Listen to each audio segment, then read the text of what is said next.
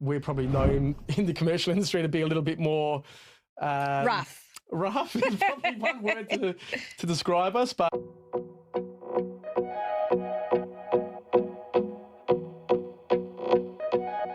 Hi everyone, welcome back to 澳洲有点事. I'm Kyra. Today I have a very special guest with me. He is one of the business partner in McGees property, and he is also my husband. Welcome, Andrew. 谢谢你邀请我来到澳洲有点事. Well done! It has been practiced for only 2 days. I think a lot of people want to know from the beginning how you get here, but I think that we'll talk about that later. I think start with how we met first. Yeah, that was semi-work related, but that would have been in 2020. Which you know nothing back then.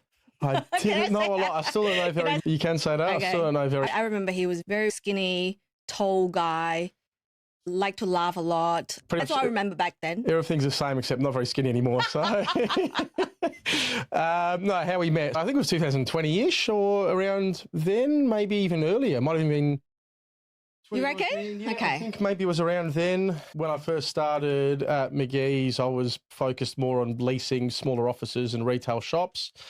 And yeah, we met on the corner of Grenfell Street and East Terrace in one of your earlier venues. It's a horrible location, but I hooked in. Yeah, very good agent, very persuasive. But it took you a long time to lease that place, and I took it. It was challenging, and yeah, you know, we obviously got to know each other rather well because there was a fair few complexities with that particular lease. Yes, I remember there was one meeting that the residents has to call a meeting because they has to vote whether they want this business to come in. Correct. And I think I called you and I said, can you come to this meeting with me? And you're like, what's this about? And I think you actually came there with me, but you did nothing.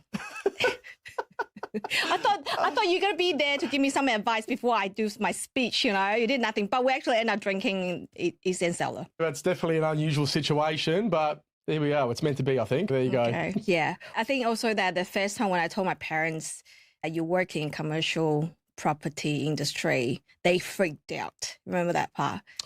A little bit. I couldn't understand what they were saying, but yes, definitely. I think the reason is because in Asia, especially in Taiwan, as real estate residential agent, you don't have a stable income. Some months you may have a lot, but there is no basic salary.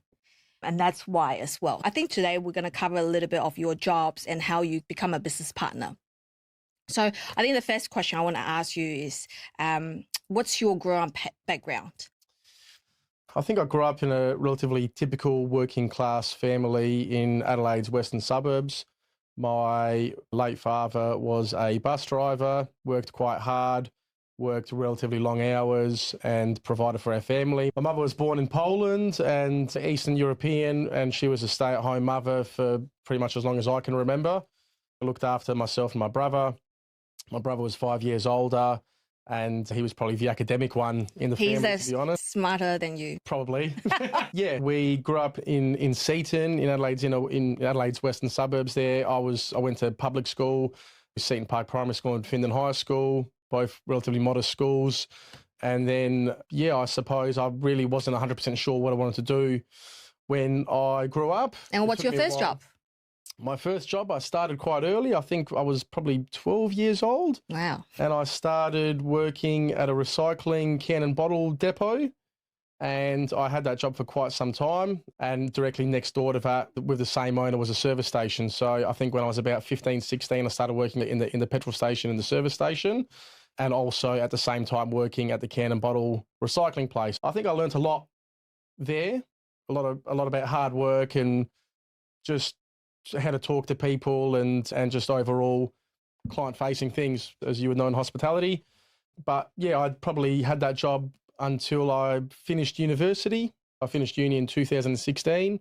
I was 23 years old, I think, when I finished. And I'm probably jumping ahead a little bit, but when I finished high school, I wasn't 100% sure what I wanted to, but I knew that I wanted to go to university. I actually had a short stint of doing teaching, which... you want to be a teacher back then? I thought I did. What was the reason you want to be a teacher? I actually wanted to get into physical education teaching. I was like sports and I wanted to do that. I my second choice was maths and computer science, teaching. Anyway, I did that for a couple of months, quickly worked out it probably wasn't for me.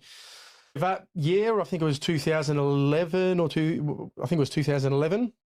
I ended up taking a gap year, which during that time I worked with a friend of mine who ran a concreting business. Yes. Which was hard work, and I quickly worked out that wasn't for me either. He's still doing it. Good luck to him, and he's very good at it. But yeah, for me, I might have been a bit too soft or something to do that. I'm not sure. Probably. But, again, probably taught me a bit more hard work. But yeah, that was 2011. And then 2012, I think it was, I started the property degree at what was then University of South Australia. And I did enjoy that, but there were definitely times, probably halfway through the degree, where I didn't have that many friends and I wasn't 100% sure if this was for me. But I stuck it out and kept going and made a lot of friends, some of which are probably my best friends today.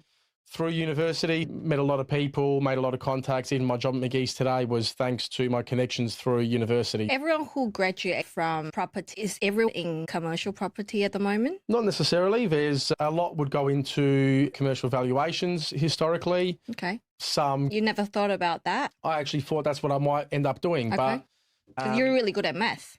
I'm reasonably good at numbers. Yeah, I did think that's maybe what I was going to do, but I just pretty much took the first job I could get out of university, and I was quite lucky. Coincidentally, a connection through the can and bottle recycling place. His uncle owned the depot. That's right, yes. Correct. And I still speak to him very often. Spoke to him this morning. Shout out to Joe if you're watching. Yeah, I actually got my first job through him, and that was in property management, commercial property management, which was, I learned a lot through that. And then I probably, after about a year and a half of doing that, I worked out, well, I got an opportunity to do a bit more leasing stuff, leasing some little shops and things like that. And I definitely started to enjoy that a lot more. And then shortly after, opportunity came at McGees, as I mentioned. And yeah, I hesitated a bit at the start, but I'm glad I made the move. And McGees has been a good company. I've been there for the last 8 years. And as I said, when I started out, more leasing, little shops, offices, and that's how we met. Yes.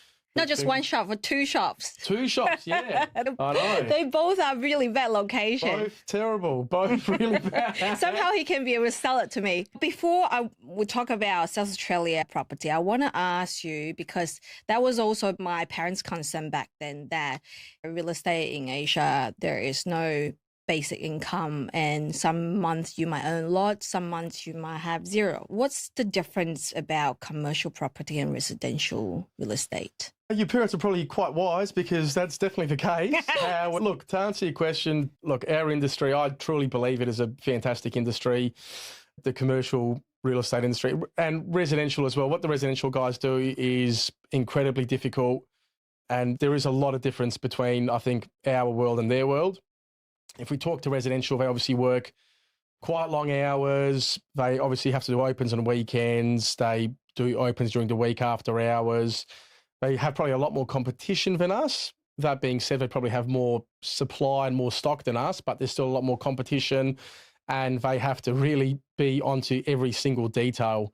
We're probably known in the commercial industry to be a little bit more rough. Rough is probably one word to describe us, but we like to think that we are really extremely focused, and we have some really long-term clients and relationships that we work on. So that long lunch comes in.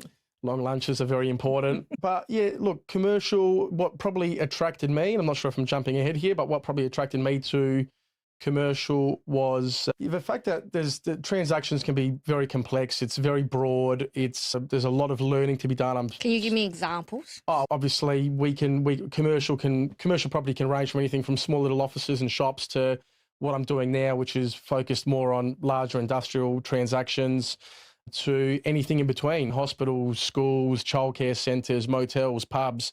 So there's a lot of different angles and a lot of different ways to look at. I guess it's complex. The people we're dealing with, I really enjoy, and some of my clients I'd consider close friends as well. And I'll learn a lot from them, and they're doing some significant things probably in Adelaide and nationally as well.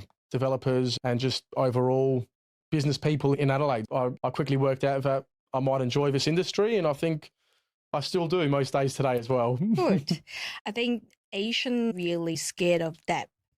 Right. I remember my mom always teach me, you need to save money to buy property. You need to save money to pay off the property. And once you pay off the property, you're debt free. And that's called success.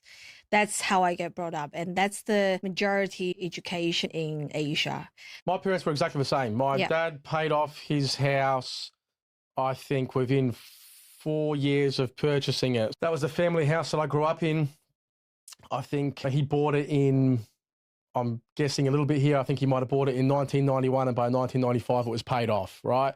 Much the same. But he done well. Done very well, but in some conversations he obviously regrets not buying more and he had opportunities to buy more, but it was tricky raising a young family and all the rest. Look, I think for us, using debt, as you would know, has worked pretty well. Yeah. We've obviously been relatively aggressive and bought a few investments, and I wouldn't say we've overstretched ourselves, but when an opportunity came up, we did what we could to try and make it work. And yeah, I'm definitely a big believer of using sensible debt. You'd probably be silly not to.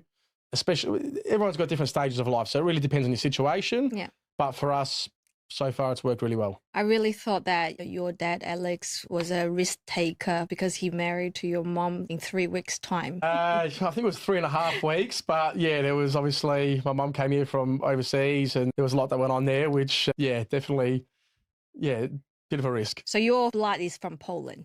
Correct, yeah. I can speak some pretty average Polish and I've got plenty of family there, and I always enjoy going back there and spending time with them, and them coming over here, which they did recently as well. Can you explain a little bit of what's called good debt in relationship to property? I would say debt that you're comfortable with. I think, look, I don't want to give any advice specifically, but I think it's important to have a good team around you. You need a good broker.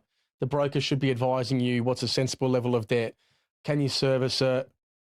Are you over leveraged? Do you have too much debt in relation to what your equity is?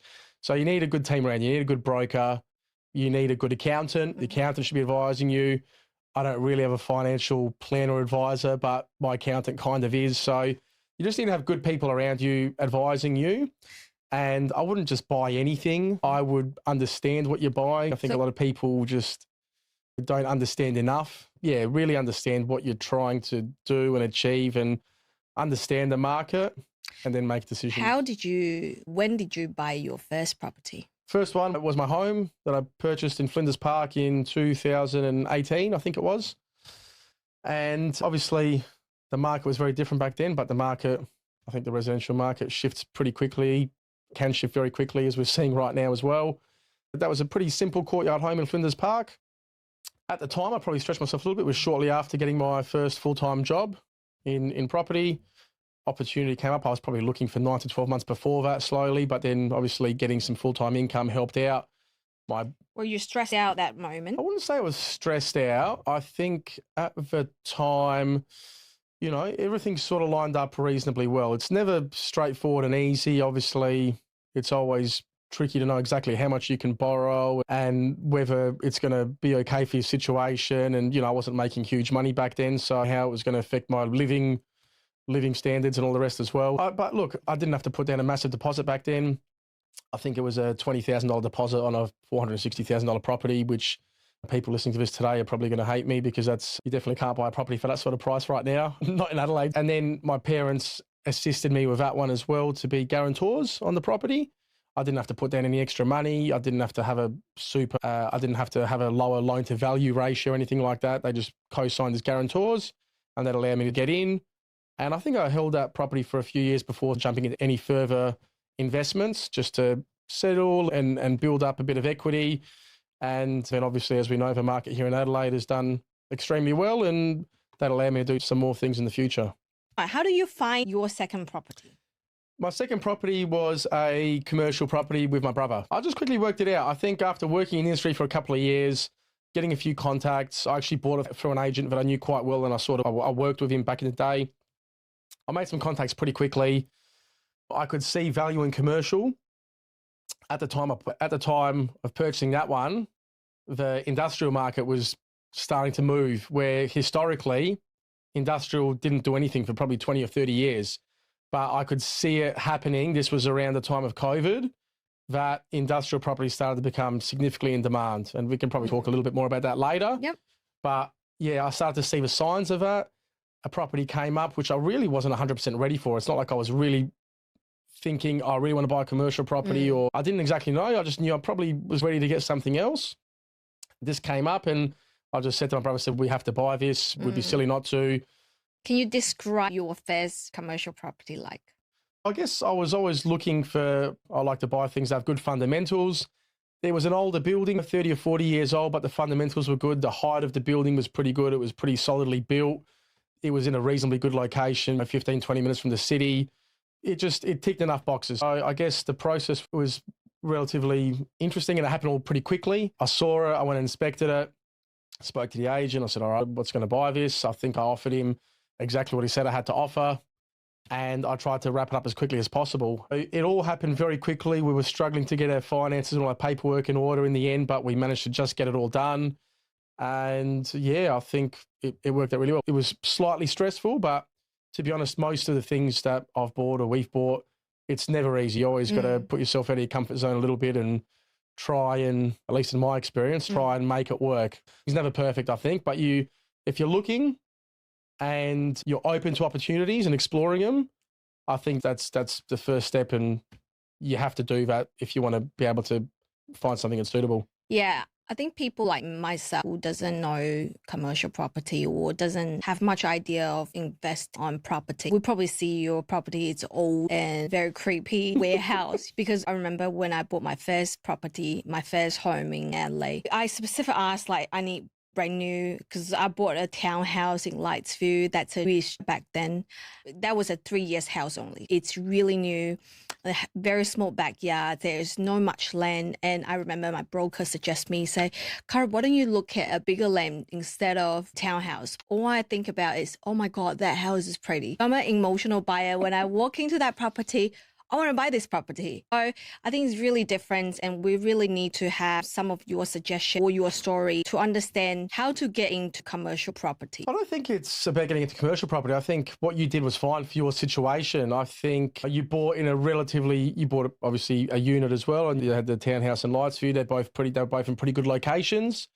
You stretched yourself at the time, you bought it, you got into the market, and I think that's the hardest thing to do. Once you're in the market, then the equity can build up relatively quickly, and then it can lead to the next property purchase very quickly. Yeah, I probably wouldn't recommend commercial for the first property purchase. I think residential is fine, and what you did was fine. And whatever your situation is, everyone's got different situations. And should we pay off our first home? I still haven't paid off our home, so probably not is the answer. Again, depends on your situation, but I think debt is not a bad thing, and it's always nice to have equity in your home, whether you have that money sitting in an offset account ready to purchase something, or you can draw on, you have a bit of a redraw facility or something. Speak to your broker. There's a lot of different options available, but to fully pay off your home and have no debt is probably a bit of an older mentality. But again, depends on what you're trying to do and what your situation is. I'm going to ask you a couple of serious questions now. Why are investors paying attention to South Australia right now? Would you say they're paying attention to South Australia right now? Absolutely. Every day we're getting phone calls from people in Victoria. Victoria's got some problems at the moment with tax and government. And yeah, definitely the commercial market and in Victoria is going through a very challenging time. But do you think Adelaide, South Australia is moving to that direction? Not right now. I think Adelaide and South Australia still has a very good value proposition. I think the Adelaide market's got a good fundamentals, and it's probably better than it's ever been before. Got a very good state government who are doing very good things: sport, defence, technology, infrastructure. Adelaide's doing more than it ever has. We've got more housing, more population growth than ever before. Adelaide's got a lot of fundamentals. It is expensive, and we've got a problem with cost of living at the moment here. But overall, I still see a lot of value in Adelaide. But you need to be looking in the right spots, I feel, because there is, especially in our market, I would suggest that the commercial market can be relatively patchy. Some things are very easy to sell, some things are very hard to sell. Again, you need to understand and have knowledge about what you're looking at. And how does migration impact Australia property market? Population growth is massive, and obviously that's why Sydney and Melbourne are such historically booming markets, aggressive markets, or volatile markets.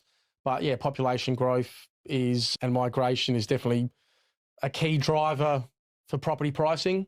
I think we've had more population growth in the last couple of years than ever before, which brings with it a number of challenges.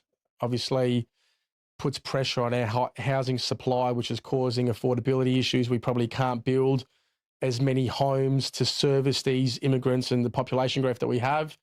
We've got issues with that at the moment. It puts pressure on trades. Obviously, trades are extremely busy trying to build these new homes, and we've got infrastructure. Building is expensive. There's a number of positives and negatives. For you, having population growth and migration is probably good for your restaurants and for your businesses. So 100%. There's positives and negatives depending on how you look at it.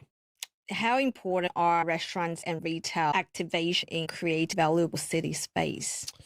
It's a very good question. I think activation of any spaces is very important.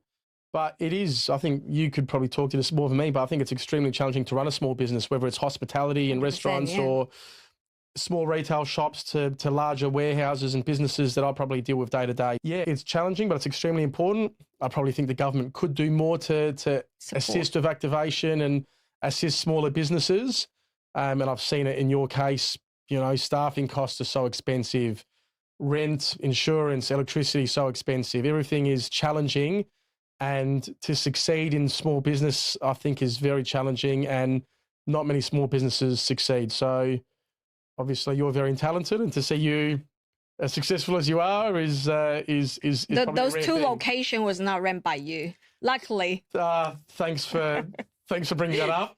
But yes, no, but they're not perfect locations either, and to make those work is you've done extremely well. But yeah, business environment is definitely a challenging thing. To answer your question, I think, to attract people to our city, we need as many of those spaces as possible. Can I ask you, your commercial, what you do in your commercial industry, what do you focus on?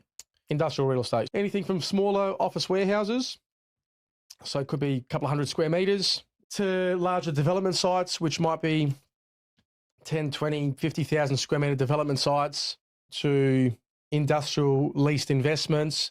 Anything to do with warehousing would make up most of my day-to-day. We do get involved in some other stuff, or me personally, I do get involved in some other stuff from time to time. It might be residential development sites or mixed-use development sites, or even if a client has a property and I've got a buyer, I might even get involved in other sales from time to time, but predominantly anything industrial and warehouse related, I usually get involved with. And which area in South Australia you can suggest people to look into? I think you would, depending on what you're looking for, if you're just an investor wanting to park some money, it's always great to buy in premium locations 5-10 minutes from the city. But the problem is your returns are going to be a lot lower. If you're paying a couple of $1 million for a property in a location that's inner west, 5-10 minutes from the city, you're probably going to get a 4% return. If you buy that same property 30 minutes north of Adelaide, in Edinburgh, let's say as an example, you might get a 6% return. Really depends on if you want capital growth or rental return and what your strategy is. Obviously, the property that's in the inner location is going to likely to have some better capital growth. There's a lot of things to consider. I don't have the perfect answer of where you're going to make a lot of money, but well, this episode is not about making you rich quicker. It's just some opinion from yourself. How do you see about rezoning? Rezoning is definitely a big thing here in Adelaide, in Australia, but definitely more in South Australia. There's been a lot of work done by a lot of people, by government, on, as I said earlier, we've got an issue at the moment with not enough places for people to live, with all the migration and population growth that's happening at the moment. With that comes probably not enough land for people to work. So industrial land, or employment land as they call it. We've definitely got an issue with an undersupply. What the government's doing is finding out or identifying key locations that could be used for residential. A lot of residential is going out of northern areas or out of southern areas, which historically were probably used for farming and rural, which you might have some experience with. In Taiwan and China, you would have seen investors buying up farmland that's getting rezoned and made a lot of money. Hopefully it works for us as well. But yeah, we bought a block 30 minutes north of the city, which is... At the moment it's farm, right? At the moment, it's rural, but it's undergoing a rezone to industrial, which hopefully will happen in the next year. And how do you know? There's a lot of publicly available information. There's a thing called the Greater Adelaide Regional Plan, which identifies key growth areas and which areas are of focus to the government. The area we bought in is called Greater Edinburgh Parks. Specific suburb is Waterloo Corner, which is identified as the next hub for employment land. There's a lot of already established industrial areas very close, adjoining that sort of suburb, but that area we purchased in is all farmland, and it makes strategic sense to have industrial property in that location. It's got roads, it's got infrastructure, or has relatively good infrastructure in comparison to some other allotments. It's not surrounded by residential. So it makes a lot of sense. Obviously, through some industry knowledge and contacts and whatever else, you get a little bit of information about which areas are likely to come to rezoning sooner than others. It's a bit of an educated guess. I don't know for certain it's going to happen overnight, but I think with the way things are at the moment and how expensive things are, so for example, if you buy in one of those adjoining suburbs, one of those adjoining established industrial suburbs, you might be paying $400 a square metre. We paid up $100 a square metre for our allotment. Hopefully, if we wait a couple of years, once it's rezoned, it should be worth close to those adjoining suburbs, I would have thought. So, you know, you buy it with a bit of time. And I guess that's the excitement. Patience. Yeah, that's the excitement of commercial property. Yeah. There's so much changes going on. Absolutely. But you do need to do homework though. If people from Melbourne or Sydney, if they want to buy property in South Australia, how would they know? How do they actually get information from? Or how do they trust you as an agent? In Asia, as an agent, you just want to sell things.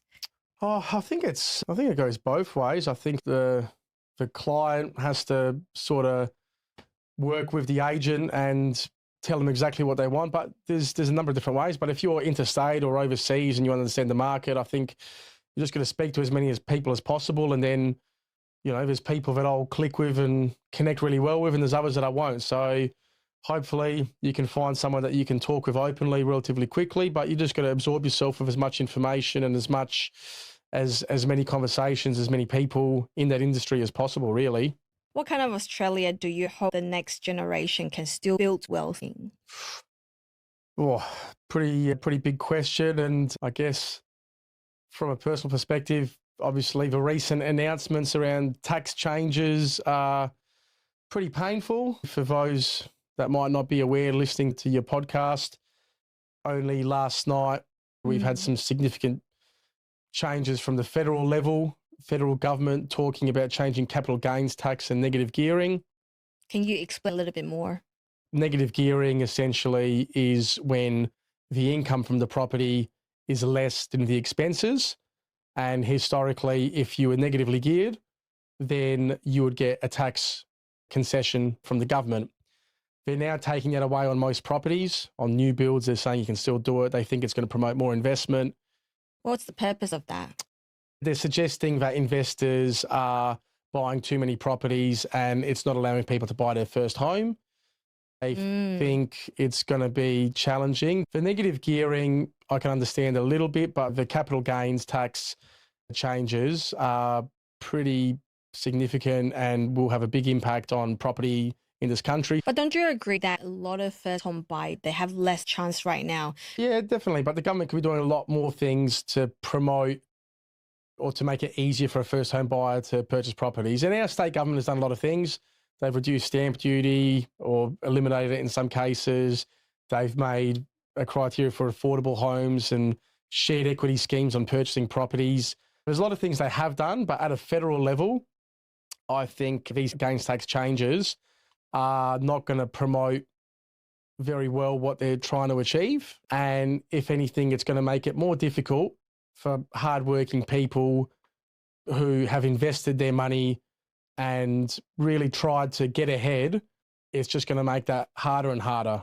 I want to know, Central Market project, it's a huge project. It's one of the biggest projects in South Australia. It's a significant project. With those big projects, does that change certain area? Absolutely. Absolutely. In terms of what? I think that's a good example, but the whole CBD is changing. If your parents came here 10 or 15 years ago compared to now, I'm sure they've seen a big transformation of Adelaide. So they're trying to move more population into city. What's Absolutely. the purpose of that? I think the government recognises that for businesses like yourself, it's good to have density in our city, and it's good to have people living there, so they can promote businesses and help businesses do well. If there's no population in the city, it makes it challenging, especially with everybody working from home at the moment, or a big chunk of people working from home. You don't want your city to be empty. You want people there, and you want a vibrant city. I think promoting density in our city is good. There's obviously, the government's also obviously promoting a lot about rezoning stuff, as we touched on, which is called sprawling, urban sprawl. That's when housing are getting pushed in. We're pushing out, but we're pushing up as well. Both have pros and cons. But yeah, we've definitely a number of significant projects in Adelaide at the moment. And I think there's a skyscraper, Adelaide's first skyscraper, getting built at the moment as well. There's a number of residential apartment towers getting built. There's a number of incentives for developers to build these apartment towers as well. So I think density in the city is definitely a good thing, and goes back to just another form of housing supply and assisting with population growth and managing the supply issues we've got. So people like us, if we haven't never touched commercial property, how do we start with? I think, again, the first step is definitely just understanding and absorbing yourself with all of the information and understanding the risks and the benefits and the challenges of commercial property is definitely very important. Just reading, looking online and understanding is critical. Commercial might not be for you. There's obviously a lot of challenges. Lending is more challenging. It's difficult with how much you can borrow compared to residential. That's why I said it's probably easier to get into residential first. There's more incentives. It's a long journey. It doesn't happen overnight. You have to be patient. Have to be patient. People who like me doesn't have patience. I'm probably not the right fit. Correct. Not leave that part to you. You're definitely not patient.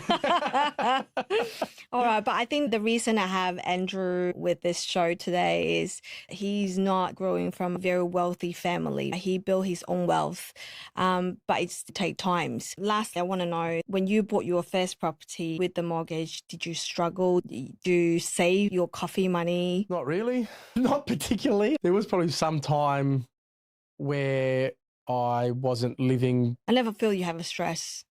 Oh, on the outside, I try not to show it, but on the inside, probably sometimes. But you're a very generous person. Yeah, so with your income and your first mortgage, how do you survive during that time? It wasn't horrible, but definitely I needed some help with the repayments at the time. And look, I had a pretty stable job. I knew what sort of money I was making, but definitely I needed help at the time. Look, you hear a lot of people maybe in the media saying, oh, you shouldn't be buying coffees or buying lunch. I still like to think I lived a relatively good life and still enjoyed my life with my friends and went out drinking on the weekends, probably more than I should have. Buy a cheaper beer. Yeah, well, sometimes expensive beer, but, That's not good advice. It's not good advice, but I think people should also hear that you don't have to completely restrict your lifestyle and just focus on money. I think you can find a balance. Yeah. I think I wasn't doing things that were overly over the top, but I still was happy with my life back then, and I don't feel like I was really in a really horribly difficult spot and overstretched and things like that. I didn't want to let myself get in that position. I think finding a balance is very important with anything in life, and especially with finance or investing, and still having something to live for. Obviously, we're very lucky now. I think a lot of people want to know how you actually started. You're not growing from a rich, wealthy family, but I think you make a lot of smart decisions during the time with a property. Hopefully this episode can help people to understand a little bit of Australia property. Are you enjoying my podcast? Yeah, so far so good. We're drinking your favorite wine as well. The wine is good. We've only had a couple of sips so far, but the wine is fine. But anyway, thank you very much for watching my show. I will see you next time. Bye-bye.